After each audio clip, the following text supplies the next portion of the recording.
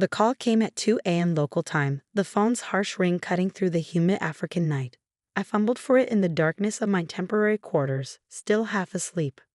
Emma, you need to hear this. My sister Rachel's voice dripped with smug satisfaction. I solved our little property dispute. I sold the house. I sat up slowly, suddenly wide awake. You did what? Oh, don't act so surprised, she said with a laugh. That house has been sitting empty for months while you're off playing humanitarian. Someone needed to do something about it. My name is Emma Chin, and I'm a trauma surgeon volunteering with Doctors Without Borders in Uganda. The house Rachel was talking about wasn't just any property, it was our family home, left to us jointly by our parents. The same house she'd been trying to force me to sell for the past year. Rachel, I said carefully, keeping my voice steady despite the anger building in my chest. You can't sell the house without my signature. I'm co-owner. Her laugh echoed through the phone. Actually, I can. Remember that power of attorney you signed before you left? The one for emergencies? Well, I used it. The sale closed yesterday. $800,000 cash. My heart stopped. The power of attorney. I'd signed it thinking Rachel might need to handle medical decisions for me while I was abroad. I never imagined she'd use it to sell our childhood home. The house is worth at least $3 million, I said, my mind racing. Why would you sell it for a quarter of its value? The market's terrible right now, she replied dismissively. Besides, I needed quick cash. David's investment opportunity won't wait forever. David. Of course, my sister's husband of 2 years, the financial genius who had already burned through their savings with his get-rich-quick schemes. You know what?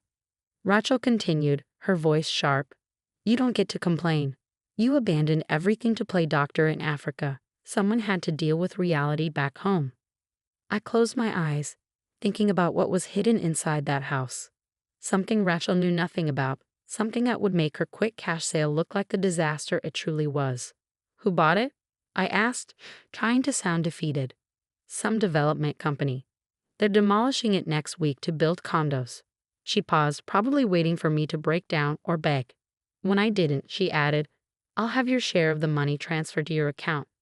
Minus my finder's fee, of course. Of course. Rachel had always been like this, entitled, selfish, convinced that everything should go her way. Our parents' death 2 years ago had only made it worse. When's the demolition scheduled? I asked, already pulling up flight options on my laptop. Next Thursday. Why? Planning to fly home and stop it? She laughed again. Don't bother. The sale's done, Emma. You can't change it. I thought about the hidden room behind the library wall, the one our father had built decades ago, about the safe embedded in its concrete floor and what lay inside it. We'll see about that, I said quietly and hung up. The next few hours were a blur of activity. I arranged emergency leave from the hospital, booked the first available flight to Boston, and made some crucial phone calls. By sunrise, I was on my way to Entebbe International Airport. During the long flight home, I thought about the last conversation I'd had with our father, just days before the car accident that killed both our parents. The safe holds everything, he'd said, pressing the key into my hand. Documents, accounts, everything I've built. Rachel can never know. She's not ready for that responsibility. Promise me you'll protect it. I promised, not fully understanding what I was agreeing to. It wasn't until after their death that I finally opened the safe and discovered the truth about our family's legacy. The papers inside revealed that our father, the quiet librarian everyone knew, had been living a double life.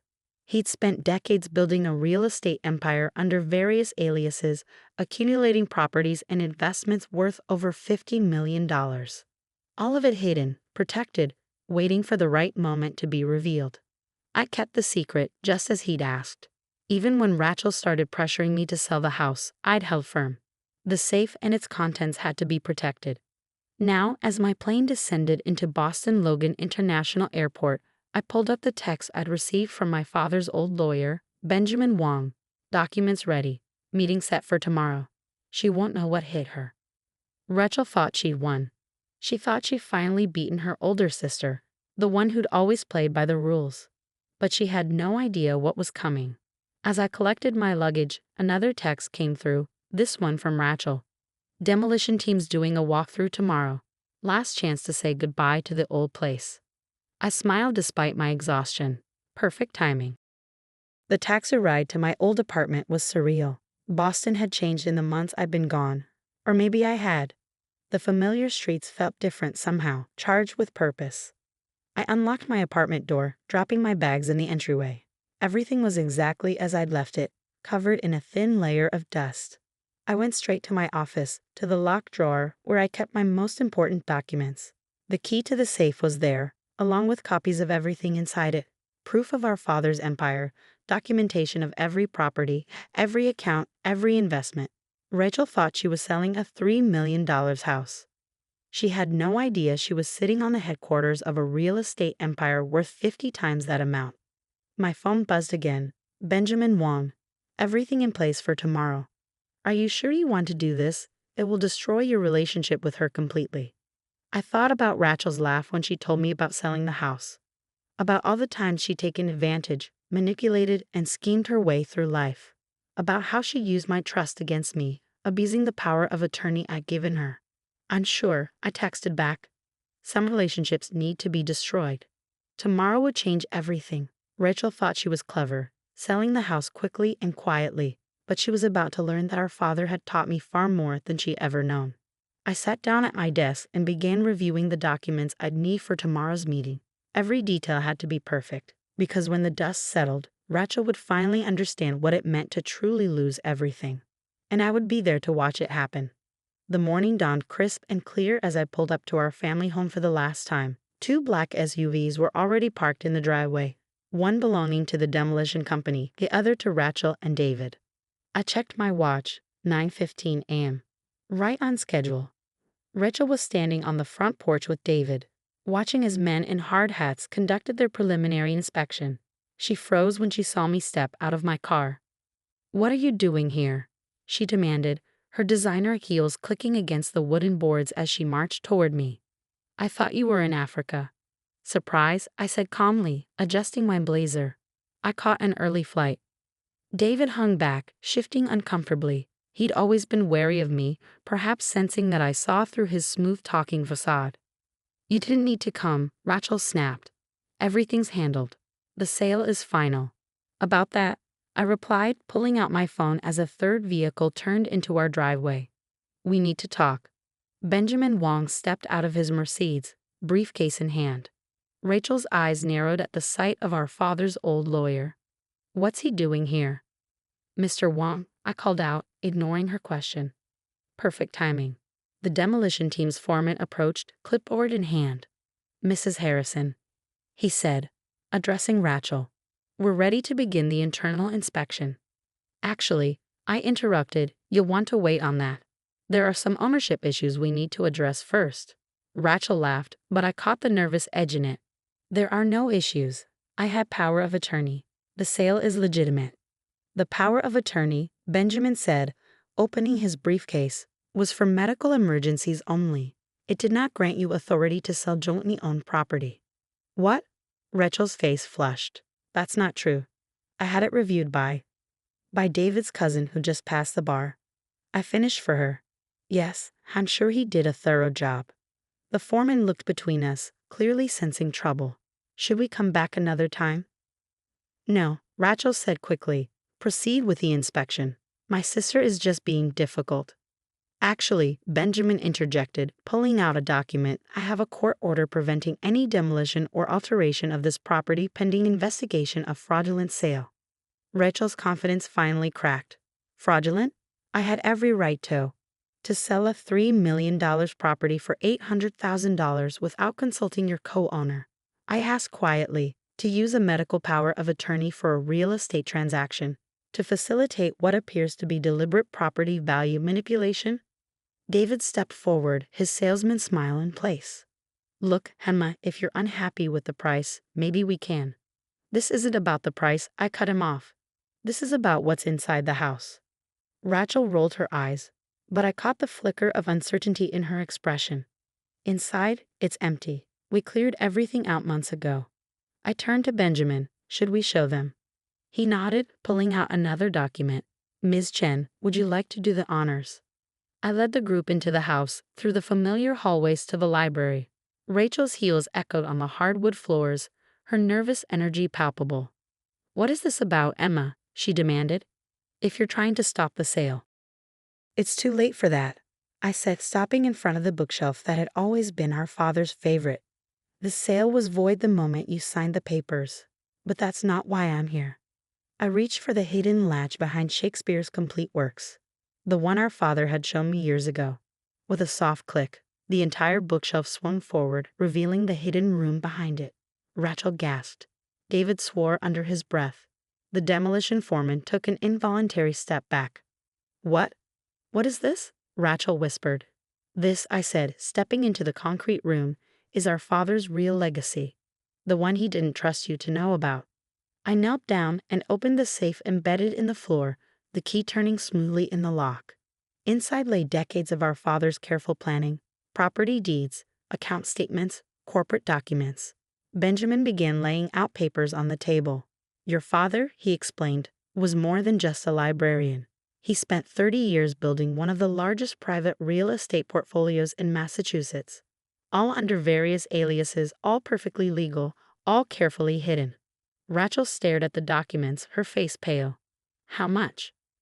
"The current market value," Benjamin said, "is approximately $50 million. David's eyes went wide. Rachel grabbed the edge of the table for support. "And you," I said to my sister, "just tried to sell the corporate headquarters of this empire for $800,000 to a shell company that, I suspect, is owned by David or one of his associates." David took a step backward, but Benjamin's assistant was already blocking the doorway. "The FBI is very interested in this transaction," I continued, "particularly given David's history of failed investment schemes and the suspicious timing of the sale." Rachel's legs gave out, and she sank into our father's old leather chair. "You knew," she whispered. "You knew all this time." "Dad told me everything before he died," I confirmed. "He made me promise to protect it until the right time." "And you didn't tell me?" Her voice cracked. "Your own sister." I looked at her, really looked at her. The designer clothes, the perfect makeup, the entitled attitude that had defined her entire life.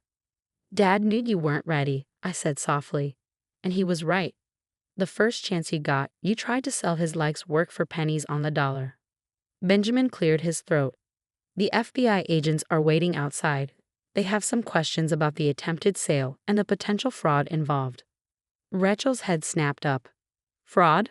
"But I had power of attorney." "A medical power of attorney," I corrected her. "Using it for real estate transactions is fraud. Selling property significantly below market value to a connected party is fraud. And doing it all without proper authority is definitely fraud." 6 months later, I sat in Benjamin Wong's office, signing the final documents that would restructure our father's empire. Rachel and David were both facing federal fraud charges, their assets frozen pending investigation. "Everything's in order," Benjamin said, sliding the papers into his briefcase. "The foundation is established, and the scholarship fund will launch next month." I nodded, thinking about how our father would have approved. The bulk of his fortune would now fund educational opportunities for underprivileged students, turning his secret empire into a force for good. "Have you heard from Rachel?" he asked carefully. "Not since the indictment," I replied. "She tried calling a few times in the beginning, alternating between threats and tearful pleas for help. But after I testified about her fraudulent use of the power of attorney, she finally understood that there was no going back. The house still stood, though I'd had it completely renovated. The hidden room was now a secure office, its existence properly documented. The demolition company had been revealed as a front for David's latest scheme. He planned to flip the property for its true value once the fraudulent sale went through. My phone buzzed. A message from the hospital in Uganda. "When are you coming back? We miss our best surgeon." I smiled, thinking about how different my life was from what Rachel had imagined. She'd always seen my volunteer work as running away from real life. She never understood that I'd chosen that path precisely because I could, because our father had secretly ensured we'd never want for anything. "The FBI finished their asset trace," Benjamin said, pulling up some documents on his computer. "It seems David had set up quite an elaborate network of shell companies. He was planning to use your father's house as collateral for some substantial loans." "Let me guess," I said dryly. "More investment opportunities?" Benjamin nodded. Rachel claimed she didn't know the full extent of his plans. She knew enough, I replied. The evidence had been clear: emails, phone records, bank transfers showing she was fully aware of the scheme to defraud me. Standing at the window of Benjamin's office, I looked out over the Boston skyline. Somewhere out there, Rachel was preparing for her court date, probably still believing she was somehow the victim in all this. Your father would be proud, Benjamin said quietly. Not just of how you protected his legacy, but of what you're doing with it. The Scholarship Foundation had already selected its first recipients, bright, ambitious students who reminded me of our father. The quiet ones, the careful planners, the ones who understood that true success wasn't about quick profits or shortcuts. My phone buzzed again, this time an email from the real estate management company. The first round of renovations on our father's properties was complete. What had once been hidden was now being transformed into affordable housing units, community centers, and educational spaces. Do you ever regret it? Benjamin asked, exposing everything. You could have just stopped the sale quietly, kept the secret. I thought about Rachel's laugh during that late-night phone call, her casual dismissal of everything our father had built. No, I said firmly, some secrets need to be revealed. Some lessons need to be learned. Later that evening, as I packed for my return to Uganda, I found an old photo album. In it was a picture of Rachel and me as children, sitting in our father's library, surrounded by the books that had concealed his empire. We were smiling, unaware of the secrets hidden behind those shelves. I closed the album, thinking about how differently things had turned out from what either of us had expected. Rachel had thought she was seizing an opportunity, never imagining she was actually destroying her future. I had become the keeper of our father's legacy, not just protecting his wealth but transforming it into something meaningful. The next morning, as my plane took off for Uganda, I received one final text from Benjamin. Guilty plea entered. Rachel took a deal, 3 years with restitution. I turned off my phone, watching Boston disappear beneath the clouds. 3 years was nothing compared to the lifetime of trust she'd broken. But maybe, just maybe, it would be enough time for her to understand what our father had known all along. That true wealth isn't just about money, and true success isn't built on shortcuts and schemes. As for me, I had patience waiting, lives to save, and a legacy to fulfill. Rachel had tried to sell our father's house for a quick profit, never knowing she was sitting on an empire. But in the end, the house had kept its secrets until the right moment, just as our father had planned. Sometimes, I thought as the plane headed east, the best revenge isn't about destroying someone else's dreams. Sometimes, it's about fulfilling your own and letting them watch from the sidelines as you build something greater than they could have imagined. The house still stands in Boston, its secrets now transformed into opportunities for others. And somewhere in Uganda, there's a hospital where a surgeon works to save lives, carrying on a different kind of legacy, one that can't be measured in dollars or deeds, but in the lives touched and the changes made. That's the thing about legacy, after all. It's not just about what you leave behind. It's about what you choose to build with what you've been given. And I chose to build something worth more than all the quick profits Rachel had ever dreamed of. That's a revenge that would have made our father proud.